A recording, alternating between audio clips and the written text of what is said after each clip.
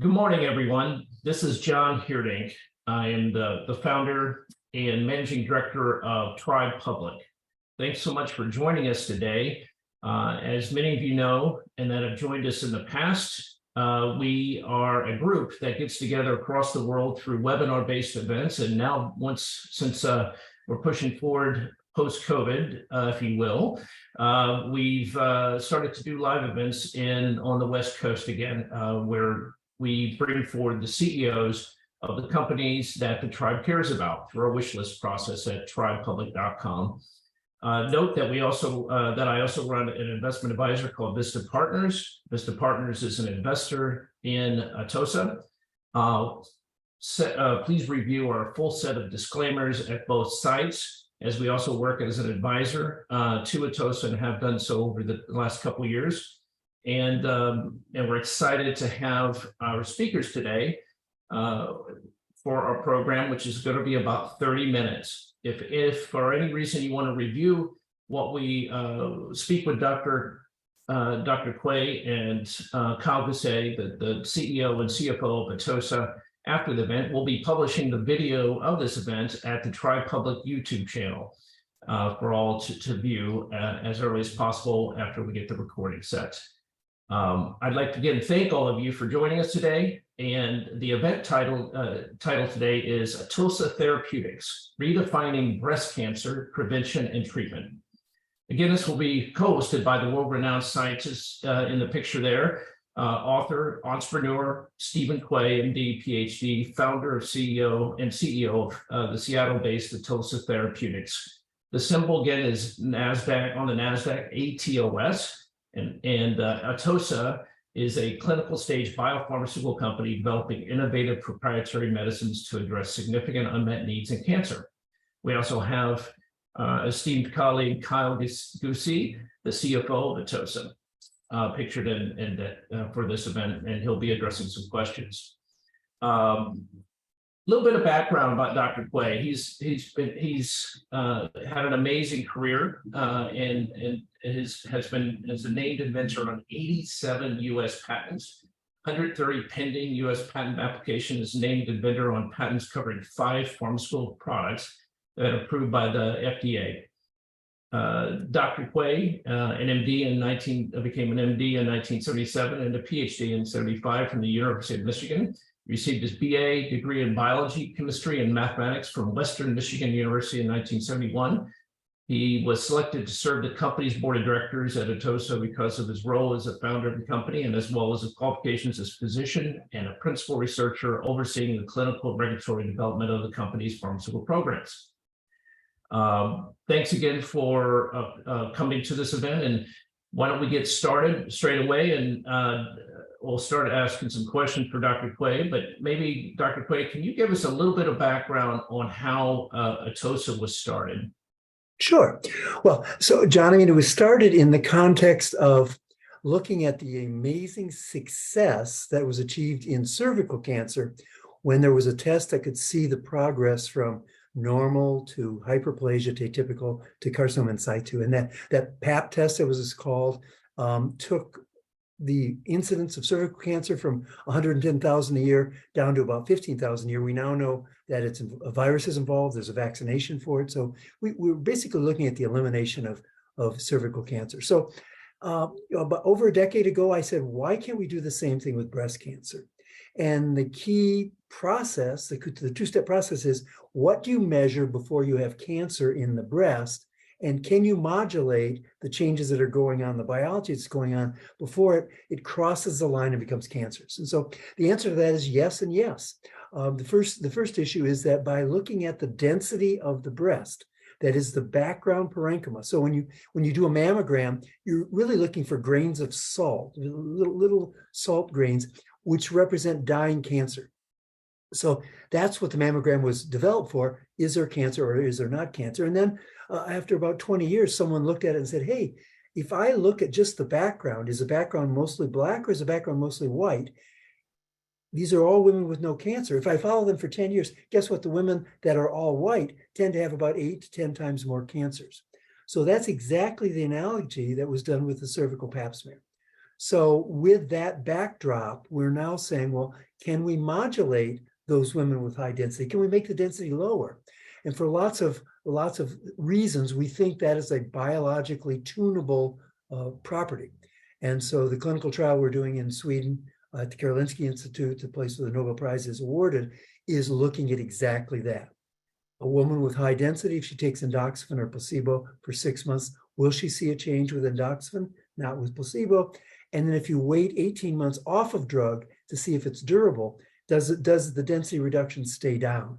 So it's probably, as you say, I've invented 5 drugs, they've been used in 80 million people, but this program to prevent prevent upwards of 200,000 breast cancers a year would be the capstone of all the things I've done in my career. That's fantastic. Thanks for your continued research in this area. And as I've always been very excited about the program, it's hit home, very close to home. As you know, when we originally met, my mom was stricken with the situation and breast cancer, and is surviving and still is today. But it's this unaddressed need here is there's still work to be done, and I'm so happy to hear that you're going to continue on this work, this path. So the company, as I understand it, has transitioned from early detection to prevention and treatment. Can you give us an overview of Z-endoxifen that your proprietary Z-endoxifen? Sure. So once you know that you can measure density, and once you know that the density is under control of the estrogen that a woman produces in her ovaries, then what you want to do is find something that blocks the estrogen. Tamoxifen is the classic example of that, and was really the first hormone modulation therapy that was brought into the cancer field. Tamoxifen, however, in the body makes about 21 different chemicals. It's really quite a pleomorphic drug, if you will. And so by teasing out which of the 21 had the greatest activity, we and others were able to show that Z-endoxifen was the real agent out of all the 21 that was doing, well, we quantified it, probably 95% of the effect.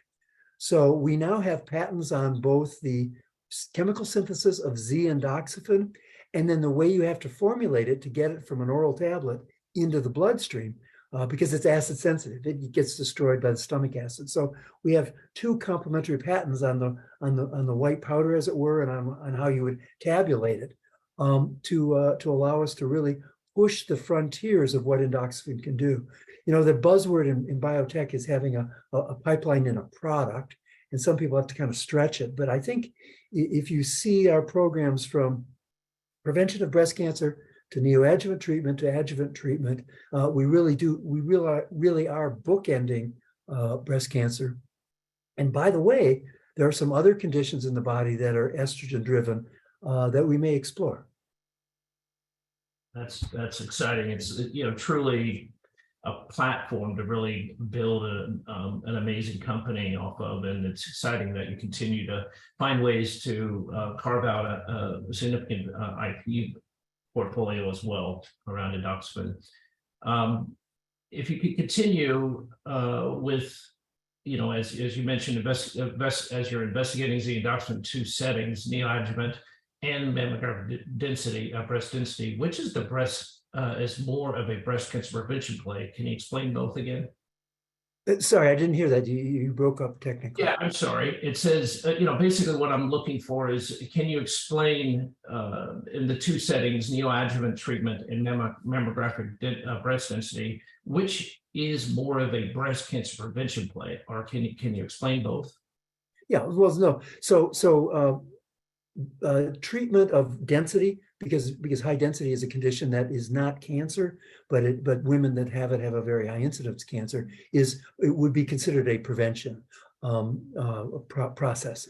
Neoadjuvant is by definition a treatment that's given to women from the time of diagnosis to the time of definitive therapy, which still currently is surgery and plus radiation if it's needed for local disease. So that window can be as short as about 3 weeks or as long as 6 months in some settings. And it's kind of ironic that the 2/3 to 3/4 of breast cancers that are the most common, that is the ER-positive cancers, are really not treated in the neoadjuvant setting. We kind of skip that period because every time someone has tried a drug there, it hasn't worked. My hypothesis was that in the case of tamoxifen, for example, it takes so long to get therapeutic levels of the tiny amount of endoxifen that's being produced from tamoxifen. 6 weeks is really the steady state levels, that you've moved on to the surgery and radiation by the time you get there. With RZ endoxifen, within 4 hours, you have blood levels, and within 24 hours, you have therapeutic blood levels. So basically, a woman can go from a needle biopsy of a lesion. The bad news is it's cancer. The good news is here's a prescription. Go to your pharmacist and start taking endoxifen, because we think, based on what we hope Atossa's clinical trials will show, we think that this will slow down the tumor, maybe shrink it before we even get to surgery. So that's a really exciting window. It's an unmet medical need, again, because there is no other drug that really works in that space. And so that's kind of our focus. Now, there's a corollary focus, which is that breast cancer can occur in two women in 2 stages of their life: premenopausal, postmenopausal. So in the postmenopausal case, the ovaries have stopped making estrogen. There's a little bit of estrogen made in the breast itself. And so you don't need to do much other than block that local activity to get the cancers to really respond. Premenopausal woman is a more complicated situation because you have the ovaries willing to make as much estrogen as they need to. So if you go in with a modest suppressor of estrogen, what happens is the ovaries overpower that, and you get ovarian activity. So there's a protocol called ovarian suppression, which is common in premenopausal women in the neoadjuvant setting, and it's pretty harsh in terms of quality of life issues. The women really don't like it. Sometimes they will actually risk getting cancer rather than stay, in compliance in that particular protocol. So the other setting we're trying endoxifen is, because it is such a strong suppressor of the estrogen activity itself, we believe that it'll work in a premenopausal woman without ovarian suppression, which would be a godsend for these women in terms of their quality of life. Yeah, that would be fantastic. Could you also speak to the sort of, if you quote unquote, market size or the patient population size in the US in both of these settings? Yeah, well, sure. So they're big numbers. So in terms of breast density reduction, we start with a number that there's 39 to 40 million mammograms each year done in women, and that's about 80% of what we think should be the right number. So women are much better than men, frankly, and that's a whole separate conversation on their own health. And so we're getting about 80% of women who should be getting mammogram are getting it, and that's because there's a lot of financial support and programs and education around getting your annual mammogram. So 40 million is your total number there, and upwards of 10 million have high density. And so when you combine that with maybe a couple of the risk factors, you get millions of women who would be candidates for a 6-month treatment to reduce their density, which then we believe will have downturn effects on incidence of cancer. In the cancer setting itself, about 250,000 women in the US are getting cancer each year. 2/3 to 3/4 of those are estrogen receptor positive. So that's 200,000 is a good number to imagine is the treatment. So those women are going to go through neoadjuvant, they're going to have surgery, they're going to have radiation, and then they're going to have 5 years of follow-up adjuvant therapy. So the ER positive population is roughly 200,000 plus 5 years of 200,000, or about 1 million women in the US. Great. I guess carrying on with this discussion, could you also, it's my understanding that you're currently investigating in both settings and ongoing phase 2 trials. Can you tell us about the studies that you're currently conducting? And please carry on.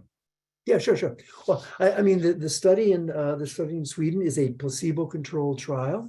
It involves 240 women in groups divided up in that. The treatment is 6 months, and they either get a sugar pill or endoxifen. Nobody knows what they get. One of the extra benefits of endoxifen, which I will take no credit for because I didn't predict it, I predicted the opposite, is the side effect profile.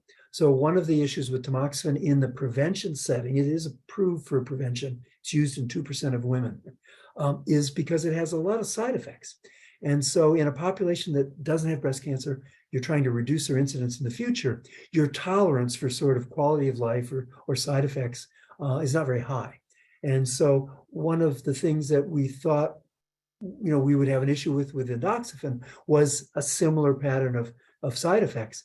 And, knock on wood, we don't see the same incidence of what are called vasomotor symptoms, which are night sweats, flushing, overheating, basically. We don't see those with endoxifen at nearly the level you do with tamoxifen, and it's a remarkable difference. So again, at this point in time, early days in our clinical trials, but that's a really beneficial process. The process is a baseline mammogram at 6 months, a mammogram at 24 months. And the three of those are used to look at the trajectory in these women of whether there's a dramatic drop between the first and the 6 month one, and whether the drop, if it occurs, is maintained out for 24 months. There really is, we do have some preliminary data in like 20 or 30 women where if you do see a reduction with tamoxifen or other drugs like that, it seems to be pretty durable in about 85% of women. So we're expecting that to be successful, but science is science, and that's why you have to do it before you can opine on it completely. But looking at the durability will be an important factor. From a business point of view, a lot of companies want to have a drug that they give a woman for their entire life or give a patient for their entire life. And that's a business model, money-making business model. We think here the best care may be a 6 month process. And that's exciting from a physician's point of view, because a woman shouldn't think about her breast health unless she has family history until she's 40. She gets her first mammogram. If she has high density, not great, not the best day of her life. But with a 6 month prescription, if it goes down and if it stays down, we can really change their whole future. And perhaps, give them a 20-year window of reduced risk on breast cancer. Just, I work 20 or 18 out of the hours in the day, and these concepts and this opportunity is what gets me out of bed in the morning. Thank you. Could you give us a little bit more of the specifics on how you've structured your trials here, Evangeline, and also the MBD charisma endoxifen studies?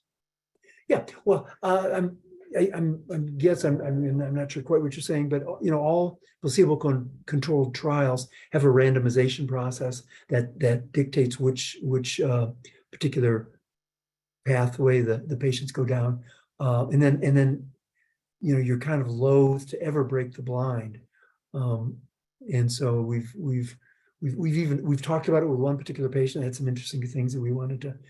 She probably needed to go off the trial, but we didn't break the blind in that case, and you usually don't break the blind. In the Evangeline trial that Matthew Getz is conducting in other centers, it again is a randomized process to endoxifen or to ovarian suppression, which is standard of care right now. There is a what we call a PK run-in. So we know what blood levels are most effective for various things with respect to endoxifen, because there's so much experience around them. So so what we're doing is a PK run-in, where we get 3 to 4 weeks of drug in the women, and then we measure their blood levels. And if they're too low, we have a protocol where we go up a dose. Too high, we go down a dose.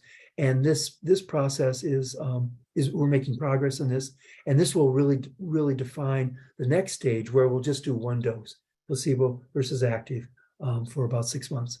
And the hope there is to not only suppress ovarian so that the estrogen is reduced, but perhaps get downstaging of the cancers.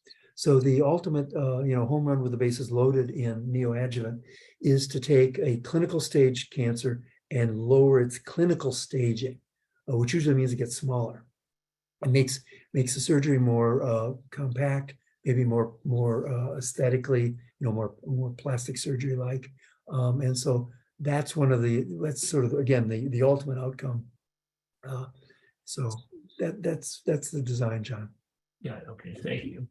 On the Evangeline trial, I believe you had your first patient enrolled in February of this year. Is that correct? And I think you're trying to pull from, is it 25 sites in the US? Yeah. And we continue to add sites. It's a, clinical trials are really complicated. So having a site say, yeah, we'd love to enter your trial, and then doing their first patient, there's 3 feet of paperwork or 2 feet of paperwork and meetings and all sorts of things in the team. So we're making good progress on that. We'll give you updates when we feel it's appropriate in the terms of the recruitment process. So we're feeling comfortable with where we're at in that trial. Well, it would seem like I guess again, the treatment on the Evangeline is that you treat for up to 6 months prior to surgery. Is that correct? That's correct. That's great. So you looking forward to seeing that progress and all of this revealed as you move forward this year and beyond. So we're excited to hear about this. In the essence of time, I know we should probably continue to move along our path here. Can you speak? One of the things that's important to many investors is that you have solid patent protection. Can you speak to that? Sure. Yeah. Want to just correct you. I have 88, not 87 patents, but who's counting? So patents are very important for pharmaceuticals, and they're really, I won't get too philosophical, but one of the only ways that a tiny company like this could ever, expect to compete with the Pfizers of the world is this patent system. And it allows us to get value for our shareholders from our inventions, because the government stands in the way of people simply, being so big they can just come in and take our stuff, so to speak. So I know there may be some, popular movements around patents and that sort of thing, but I think people should really realize that the foundation of America's technological success over 250 years is that we were the first company with a formalized patent system. It's in the Constitution, actually, of the country. So in that context, you want to have patents in kind of 3 areas in pharmaceuticals. You want to have the composition, the chemical itself. So just 5 million chemicals in the world, and Endoxifen is one of them, and we own the Endoxifen patent itself. You have to have methods of making that particular drug. So those are a little more complicated because you have to prove infringement going into the factory, but we have those kind of patents. Once the drug is made, it sometimes can be formulated in a patentable way, and that turned out to be the case for Endoxifen. So we had to make it enterically stable so that it didn't convert from Z Endoxifen to a mixture of Z and E, which it wants to do in acid. And the E form is completely inert. So you get, you lose 50% of your drug in 40 minutes if you don't use the patented process. And the FDA is not going to allow you, to ever not use our patented process there. And in many cases, then the final stage is that you can get methods of treatment where basically it's the doctor who's doing the infringement. So a method of treating breast cancer, the steps consisting of identifying it as ER positive, and then treating them with Endoxifen. So that's been our strategy. We are, I think, among the best in patent strategies. I've had 5 litigations, all won all 5 of them, multi-million-dollar settlements for people that thought they could just steal my stuff. And we had to show them that in the court system that was not the case. Exciting. Well, switching gears a little bit, which is also important to investors, is to understand how you're funded. Can you speak to how the company is capitalized to date and your current burn? I could speak to it, but Kyle Goosey can do a better job, so I'll let him. Fair enough. Thanks, Dave. Thanks, John. Atossa is, I'll say, very well capitalized for a small biotech company. Around COVID time, we raised about $160 million in the capital markets when the capital markets were very, very active. And as a result, at the end of 2022, we had over $100 million in the bank. To put things in perspective, that's multiple years of cash for Atossa. So you'll notice our auditors do not have a qualification for going concern for Atossa, which is very common in small biotech companies. So that's our funding situation right now. Gotcha. And can you speak to the historic burn? Yeah, John. We historically have burned $1 to $2 million in cash per month. That'll go up a little bit as we continue to enroll in these phase 2 clinical studies that Dr. Quay was talking about. But that's sort of our historic burn rate. So we feel very, very confident about our cash position. Okay, yeah. Well, with that significant cash position, what are you also continuing to look at any potential acquisitions or investments? The short answer is yes. We're opportunistic. We have enough cash that we could invest it in something that looks sufficiently compelling. We did make an investment of $4.7 million in a venture capital backed CAR T company here in the United States, acquired a 19% interest in them. And so we're constantly evaluating other opportunities. The challenge is finding something that's as exciting as the things that we're working on. Mm-hmm. We don't want to dilute our pipeline and our programs by acquiring something that's not as compelling as what we have. So we've set the benchmark pretty high, but we are opportunistic. Yeah, and I guess another way I'd say that, and Kyle knows this because we work together so tightly, John, is the investor should imagine that we probably on any given day have one potential acquisition or program that we're looking at. And that's kind of been consistent since probably, maybe July or June of last year. So something comes up, we do some due diligence on it.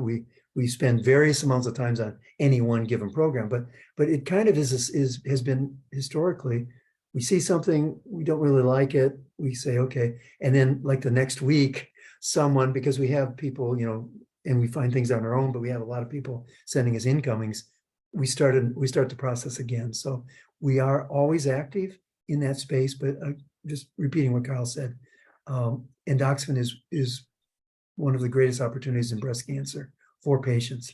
And we just want to get that thing across the goal line. With a follow-on, we've got several additional questions from the tribe as given this access to you today.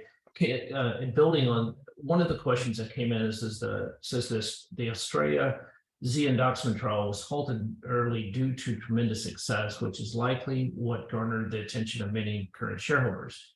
As we eagerly await updates from Evangeline, if similar success is observed in early participants, could the trial be halted as well? Or can you speak to that? Yeah. So the basis for that is when you perform the statistical design part of a clinical trial and set the number of patients, you built into that an expected outcome, which is based on your previous information. Mm-hmm. So when we did the trial in August in Australia, we used what we expected to be the experience from other drugs in that, and Endoxifen blew it out of the park. So what that means is that you can stop the trial early in Australia because you have all the efficacy you're ever going to see. Now, you come to the Evangeline trial, well, guess what we have to do by kind of convention is we have to take that efficacy from Australia and bring it into the statistical evaluation of the number of patients in Evangeline to get the results. So the number of patients is baked in to that very high level of success. So I don't expect to be able to stop the trial early because of that particular finding. The bar effectively gets raised in the trial itself. But what it does mean is our data will be extremely robust should we have the similar results. Okay, great. Follow on to Z-endoxifen says, another question is, research into the history of Z-endoxifen shows that previous trials have taken place investigating its effects, not just on breast cancer, but desmoid and gynecologic tumors as well. One P1 trial concluded in 2020 was funded by the National Cancer Institute and showed encouraging results. Has Atossa considered seeking funding from the NCI for its Z-endoxifen studies and/or expanding its trials to include other forms of cancer?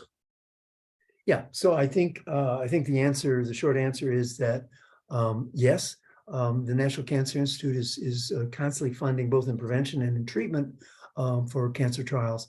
And as all companies in the oncology space do, are looking for opportunities to let them assist in the funding, because it's non-dilutive funding. It's not free money, but it's very attractive.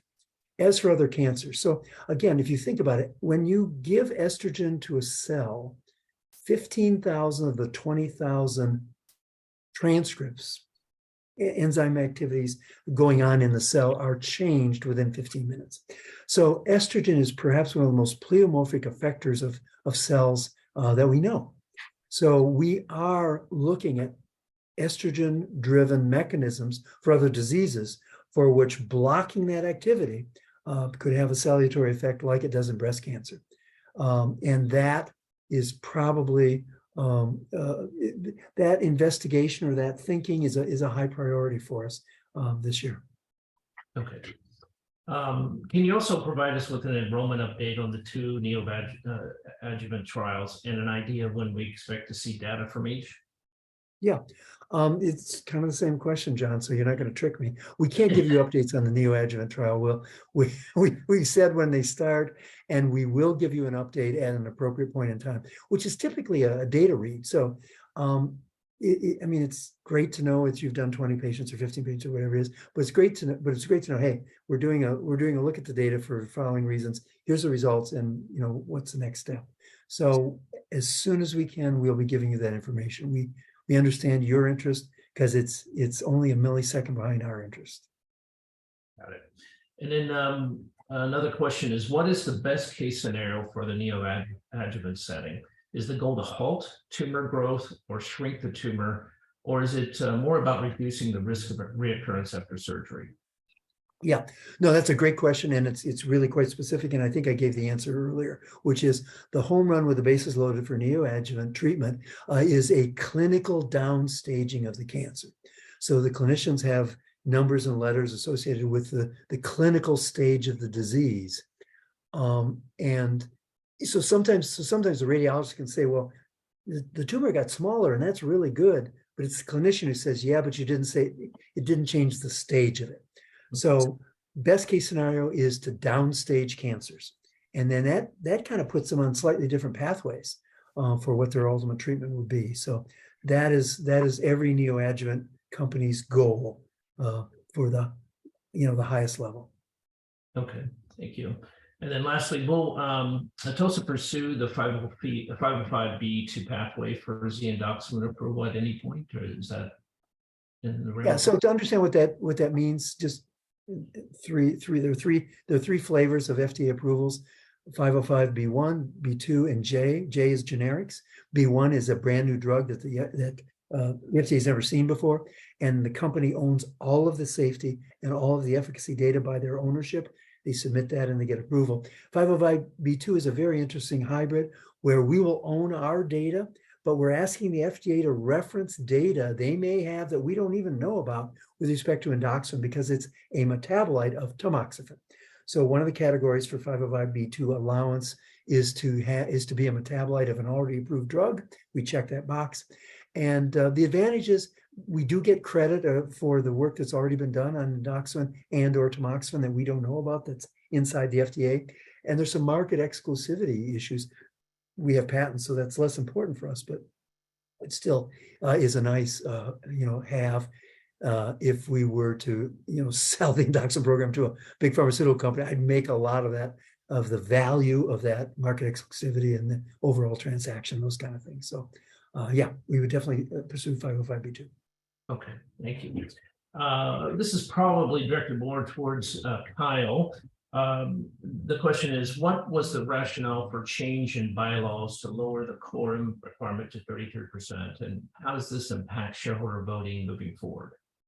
Yeah, sure, John. So historically, to achieve a quorum at our stockholder meetings, we needed a majority of the shares represented in voting. We recently reduced that to a lower amount, 1/3 of the shares. And the purpose is simply to make it easier to establish a quorum so that we can have stockholder meetings. And so it's to facilitate meetings of our stockholders. It's a effective now is effective for today's meeting, and it will be effective going forward. So it's simply to facilitate establishing a quorum for our stockholder meetings. Okay. Yeah, I mean, I think, John, it's actually a response to some of the changes in the way brokerage firms decide how to vote shares and those sorts of things. So, you know, many companies have some of these challenges because in the last, say, 5 years, there have been differences in what shares get voted by the brokers versus the owners, and whether if you loan your shares, you don't vote them, and those kind of real technical things. I see. Thank you. The stock currently is under $1. Is there a possibility we could expect a reverse split at any point in order to comply with NASDAQ? Yeah, I'll address that one, John. I mean, our plan to address the stock price is to drive stockholder value with the programs that we're talking about, and to drive stock price movement with strong results on the things we're working on. So that's really what we're focused on. The stock, if it continues to trade under $1 and we get close to the NASDAQ deadline, we'll evaluate doing a reverse stock split then. But we'd prefer not to. We'd prefer to drive out of this dollar stock threshold through fundamental work here at the company. Yeah, thank you.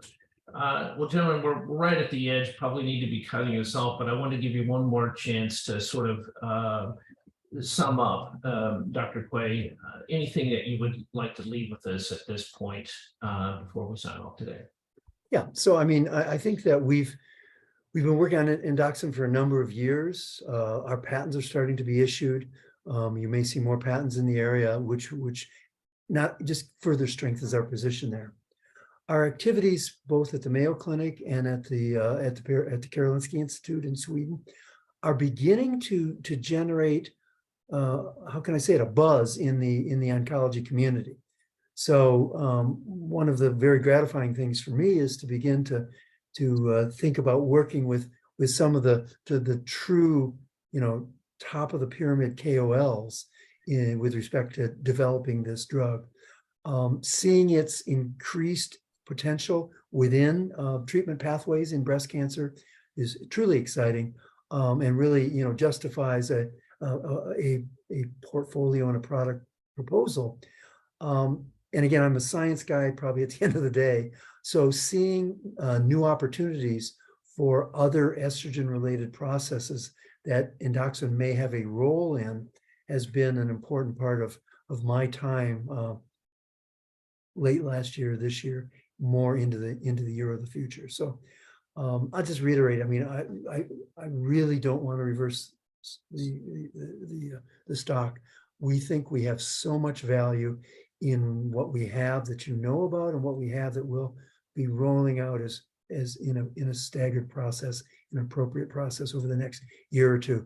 That I think the true value, that when people can see what we have, will be expressed in a stock price that's much higher than 60 cents a share. Thank you. It's exciting to be, in front of you two today at this point. A company that has significant cash in this market, as we all know, is in a runway for several years. With that, is in a certain power position to look at acquisitions, as we spoke about, to look at developing their respective programs, an exciting platform with very significant markets that are unmet. It's truly exciting to be in front of you today. Again, reminders here, folks. This again, Atossa trades on the NASDAQ, symbol ATOS. We want to thank Dr. Quay and Kyle Gusi, the CFO of Atossa, to date, for sharing their insights and addressing many of our questions. And note that the video of this event will be up soon this week at the Tribe Public YouTube channel if you'd like to review any of the comments that they've made and in the presentation today. We want to thank you. And if you have any questions, you can also fire those back at me. And if you want to see Dr. Quay and Kyle back on Tribe at some point, please submit your interest through the wish list process at the Tribe Public YouTube channel. I'm sorry, website, which is tribe, TRIBE public.com, and look forward to hearing from you. Thanks for being the best part of the tribe. And thank you again, Dr. Quay and Kyle, for joining us today. Have a great rest of the week. Thanks, John. Thanks, We'll see everybody. you soon.